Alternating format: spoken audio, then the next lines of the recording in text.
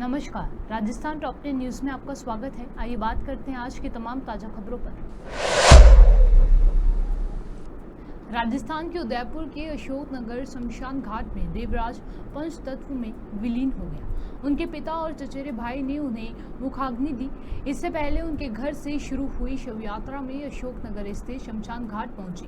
मृतक छात्र का अंतिम संस्कार कड़ी सुरक्षा के बीच किया गया। अंतिम संस्कार के दौरान लोगों ने देवराज अमर रहे के नारे भी लगाए। इससे पहले सुबह 5:30 बजे देवराज का पार्थिव शरीर उनके परिजनों को प्रशासन ने सुपुर्द किया। डॉक्टरों के संगठन ने अपराध की एक निश्चित समय सीमा के भीतर सावधानी पूर्वक और पेशेवर जांच और न्याय दिलाने की मांग की है। इसके साथ ही 14 अगस्त की रात आरजी कर अस्पताल परिसर में तोड़फोड़ में शामिल लोगों की पहचान करने और उन्हें कड़ी सजा देने की मांग की है। सभी अस्पतालों के सुरक्षा प्रोटोकॉल किसी हवाई अड्डे से कम नहीं होने चाहिए। अस्पतालों को अनिवार्य सुरक्षा अधिकारियों के साथ सुरक्षित क्षेत्र घोषित करना पहला कदम है। सीसीटीवी कैमरे, सुरक्षा कर्मियों की तैनाती और प्रोटोकॉल का पालन किया। पाली में मदन राठौड़ पाली में उन्होंने कांग्रेस नेता राहुल गांधी का नाम ले बिना उन पर तंज कसते हुए कहा कि अगर आपने मोदी को तीसरी बार प्रधानमंत्री नहीं बनाया तो सत्ता उनके हाथ में चली जाती। उनकी उम्र 55 की है, लेकिन व्यवहार में अभी भी बचपना है। फिर हमारे देश की स्थिति भी बांग्लादेश जैसी होने में ज्यादा राजस्थान के धौलपुर जिले में आज सार्वजनिक दिव्यांग पार्क के उद्घाटन को लेकर बीजेपी और कांग्रेस में राजनीति गर्मा गई। पार्क का उद्घाटन राजनीति की भेंट चढ़ गया। मामला राजाखेड़ा उपखंड इलाके का है, जहां सार्वजनिक दिव्यांग पार्क का उद्घाटन होना था। पार्क का उद्घाटन राजाखेड़ा के कांग्रेसी विधायक रोहित बोहरा के द्वारा किया जाना था। विधायक रोहित बोहरा पार्क का उद्घाटन करने के लिए पहुंचे, जहां पर लेकिन तनाव की स्थिति को देखते हुए पार्क में से प्रशासन ने पुलिस बल के सहयोग से टेंट को हटवा दिया और एहतियात के तौर पर पुलिस के साथ आरसी का जाब्ता भी तैनात कर दिया गया। नगर पालिका के अधिशासी अधिकारी ने शुक्रवार की तारीख में उद्घाटन कार्यक्रम अपरिहार्य कारणों से स्थगित करने का जो यहाँ के मंत्री जी हैं उन पर कलेक्टर से प्रेशर डलवाया और कलेक्टर ने प्रेशर में आके इसको कैंसिल करना, जबकि विधानसभा में है कि कोई भी आदमी जो जनप्रतिनिधि है और यदि कोई भी आंशिक, जैसे नगर पालिका का यहाँ 10% पैसा लगा है, तो नगर पालिका का चेयरमैन और जनप्रतिनिधि ये जीएडी के प्रोटोकॉल के अंदर है, उनका सर्कुलर निकला हुआ है कि उसमें सीधा सा ये है कि कोई भी आदमी तो जनप्रतिनिधि यदि वो है तो उसका उद्घाटन कर सकता है। बट इनके पेट में क्या बात तो पच नहीं रही है। फिर राजाखेड़ा का डेवलपमेंट क्यों हो रहा है? ये इनकी सरकार नहीं है फिर भी डेवलप। अरे जो पुराने बीज हमने बोए वो तो फूल अभी आएंगे ना, टाइम लगता है ना फूल आने का। जब बीज अच्छे बोएंगे तो अच्छे फूल आएंगे। अब उनको ये नहीं बच रहा है कि भाई हम इसका उद्घाटन अपने आदमियों से कराएंगे। कहां से कराओ लोगे? कहां से करा लोगे? एमपी हमारा है, जिस दिन हम चाहेंगे हम कल आके कर देंगे उद्घाटन। आज तुमने रोक लिया पुलिस फोर्स से, कल रोक लोगे क्या पुलिस फोर्स? देखते हैं कौन रोकता है पुलिस फोर्स। कार्यकर्ताओं को लेकर क्या संदेश है सर? कार्यकर्ताओं लेकर यही संदेश है कि इन दमनकारी नीतियों से हम लड़ेंगे। एक जात सिर्फ कोई वोट थोड़ी दिला सकती है, एक जात वोट नहीं दिला सकती। जो ये जात पात की राजनीति कर रहे हैं, क्या हो रहा है? 8 बार आ रहे हैं ना धौलपुर,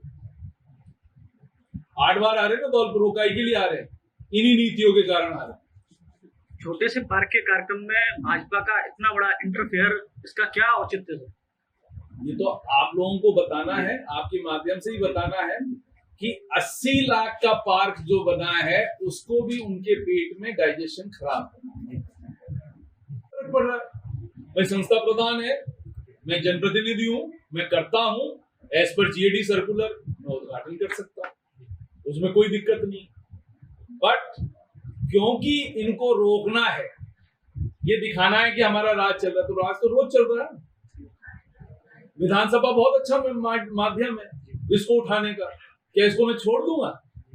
विधानसभा में उठाऊंगा, एज पर जीएडी सर्कुलर उठाऊंगा, देखें कौन रोकता है उसको। अपना माध्यम है, हम भी अपने माध्यम में अपनी बात कहेंगे। जो आज इनने करा है उस माध्यम में हम कोई छोड़ने वाले थोड़ी, हम भी अपनी बात कहेंगे। सही और गलत का अंदाजा पता पड़ेगा अगली विधानसभा में, जब विधानसभा सेशन आएगा तब पता पड़ेगा। सही करा है या गलत करा? जी सर, धन्यवाद। अभी हमने अमृत सेकंड में 14 करोड़ रुपए राजाखेड़ा के जो आसपास के गांव है उसके लिए सैंक्शन करे। उसमें 5 टंकियां बन रही हैं, गंगोलियापुरा, अंबरपुर, घड़ी, चिंतामन की घड़ी, गोपालपुरा और एक भीमपुरा। यहाँ 5 टंकियां बनी। 5 टंकियों से पूरे जो पाइपलाइन है वो घर घर पाइपलाइन चली जाएगी। इस पे करीब 14 करोड़ रुपए खर्च आएगा। इससे सोलर लाइट भी लगेंगी।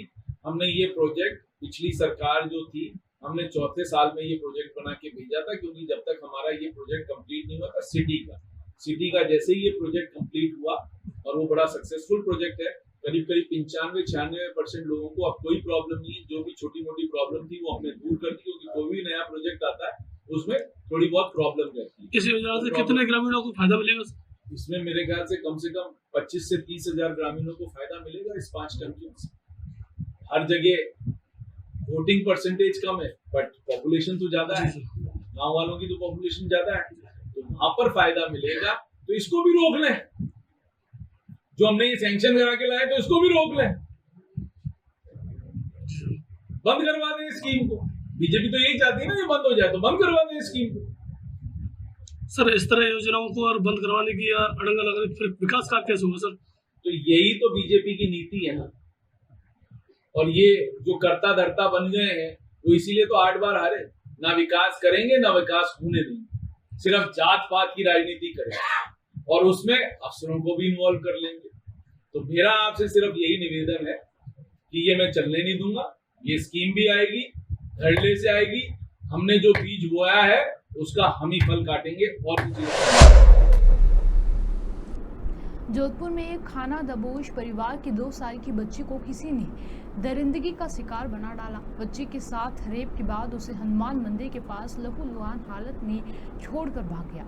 राहगीरों ने जब बच्ची को ऐसी हालत में देखा तो पुलिस को खबर की। घटना की जानकारी मिलते ही शास्त्री नगर देवनगर थाना पुलिस मौके पर पहुंच गई। पुलिस ने बताया कि मध्य प्रदेश का रहने वाला परिवार अशोक उद्यान पीछे रहता है, मंदिर के बाहर भीख मांग कर गुजारा करता है। एसपी अनिल कुमार ने बताया कि बालिका को मेडिकल के लिए हॉस्पिटल भेजा गया है, जहां डॉक्टरों ने रेप की पुष्टि भी कर दी है। आरोपी की तलाश के लिए टीमें लगाई गई हैं। दर्जनों सीसीटीवी कैमरे खंगालने के बाद भी आरोपी अब तक पुलिस की पकड़। मकराना विधायक जाकिर हुसैन गिसावत को इतना गुस्सा क्यों आ रहा है? पुलिस थाने के सामने खड़े होकर पुलिस पर लगा रहे हैं बाद। आप पुलिस थाने के अंदर थानाधिकारी समेत पुलिस के अधिकारियों को भी फटकार लगा रहे हैं। मकराना में खान माफिया का आतंक बताकर विरोध किया जा रहा है। 2 दिन पूर्व पुलिस अधीक्षक राजेंद्र मीना से भी मुलाकात कर उन्हें मामले की जानकारी दी गई थी, पर कोई हल नहीं निकलने पर फिर विधायक और विधायक के समर्थकों का गुस्सा फूट पड़ा और मकराना थाने पहुंचकर पुलिस को खूब भड़काया। विधायक ने आरोप लगाया कि मकराना से बाहर के बदमाश और माफिया टाइप के लोगों को पुलिस की शरण दे रही है और पुलिस के संरक्षण के कारण ही गए मकराना में आकर मार्बल के खानों पर कब्जा करने की। केंद्रीय विधि मंत्री अर्जुन राम मेघवाल ने सोमवार को कांग्रेस नेता राहुल गांधी पर निशाना साधा। उन्होंने राहुल गांधी के लेटरल एंट्री के दावे के लिए हमला बोला। मेघवाल ने राहुल गांधी के लेटरल एंट्री के जरिए आरक्षण प्रणाली को दरकिनार करने की कोशिश करने वाले बयान पर पलटवार किया। मेघवाल ने लोकसभा में नेता प्रतिपक्ष को याद दिलाया कि पूर्व प्रधानमंत्री मनमोहन सिंह को लेटरल एंट्री के जरिए ही वित्त सचिव बनाया गया था और मंत्री राहुल गांधी के इस आरोप को भी निराधार बताया कि इस तरीके से आरएसएस के लोगों को लोक सेवक के रूप में नियुक्त किया जाए। राहुल गांधी जी लोकसभा में नेता प्रतिपक्ष भी है, वो संवैधानिक पद पर है, बोलते समय ध्यान ही नहीं रख रहे हैं। वो कहते हैं लेटरल एंट्री के माध्यम से आरएसएस के लोगों को भर्ती किया जा रहा है। हम ये कहना चाहते हैं, डॉक्टर मनमोहन सिंह जी भी तो लेटरल एंट्री का ही पार्ट थे। 1976 में सीधा आपने फाइनेंस सेक्रेटरी कैसे बनाए जी? आपके जो प्लानिंग कमीशन के उपाध्यक्ष आलूवालिया जी, मोन्टेंग सिंह आलूवालिया, वो भी लेटरल एंट्री के ही पार्ट थे। तो ऐसे आपको सैकड़ों उदाहरण मिल जाएंगे। प्रधानमंत्री जी नरेंद्र मोदी जी आए तब उन्होंने कहा भी इसकी कोई व्यवस्था है क्या, या जिसके जी चाहे उसको ही ले लेते हैं। जैसे एनएससी, एक नेशनल एडवाइजरी कमीशन बनाया, सोनिया गांधी जी उनकी अध्यक्ष बनी। ये क्या है भाई, ये कॉन्स्टिट्यूशनल पोस्ट है क्या? प्रधानमंत्री कॉन्स्टिट्यूशनल पोस्ट है, प्रधानमंत्री के ऊपर आपने बैठा दिया। तो लेटरल एंट्री तो आपने शुरू की थी, मोदी जी ने व्यवस्थित की है। 2005 में एडमिनिस्ट्रेटिव रिफॉर्म कमीशन बना, उसकी रिपोर्टें आई, आपने किया ही नहीं। आप लगातार 14 तक शासन में, 5 से लेकर के 14 तक शासन में थे, आपने किया ही नहीं। मोदी जी ने इसको व्यवस्थित किया, उन्होंने कहा भी ऐसे नहीं, यूपीएससी को दे दो, हमारी एक संस्था है यूपीएससी, प्रमाणित संस्था है जो रूल्स बनाएगी, तरीके से लेगी। ये कॉन्ट्रैक्ट की पोस्टें हैं, इसमें ठीक है कोई जॉइंट सेक्रेटरी बनता है, कोई डायरेक्टर बनता है, कोई डिप्टी सेक्रेटरी बनता है, लेकिन वो उस विषय का विशेषज्ञ होना चाहिए। अब जैसे पर्यावरण का कोई विषय है, तो पर्यावरण का कोई विशेषज्ञ अगर डिप्टी सेक्रेटरी बनता है तो तकलीफ क्या है जी? और ये ओपन फॉर ऑल है, इसमें SC ST OBC का आदमी भी अप्लाई करता है। और वो तो यूपीएससी आईएएस की जो वैकेंसी है वो अलग है। ये कह रहे हैं आप रिजर्वेशन समाप्त कर रहे हो, तो जब आप भर रहे थे, भर्ती कर रहे थे, तब क्या कर रहे थे?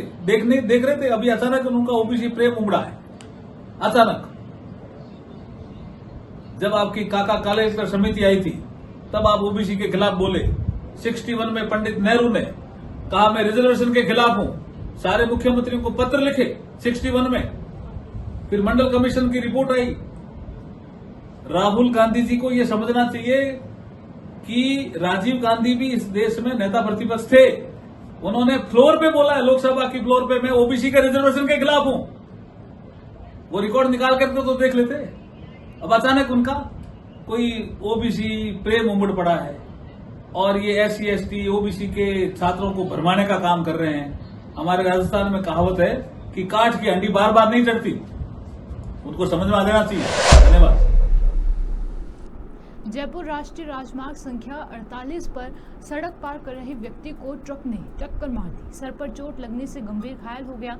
सूचना के बाद पुलिस मौके पर पहुंची और घायल को 108 एम्बुलेंस की सहायता से बहरोड की राजकीय जिला अस्पताल पहुंचाया, जहां हालत गंभीर होने से उसे जयपुर के लिए रेफर कर दिया गया। पुलिस ने बताया कि घायल के पास एक महिला के फोन के अनुसार उसकी पहचान संजीव पुत्र सुरेंद्र सिंह के रूप में हुई है, जो उत्तर प्रदेश का रहने वाला है। वो यहाँ परिवार के साथ रहकर मजदूरी करता था।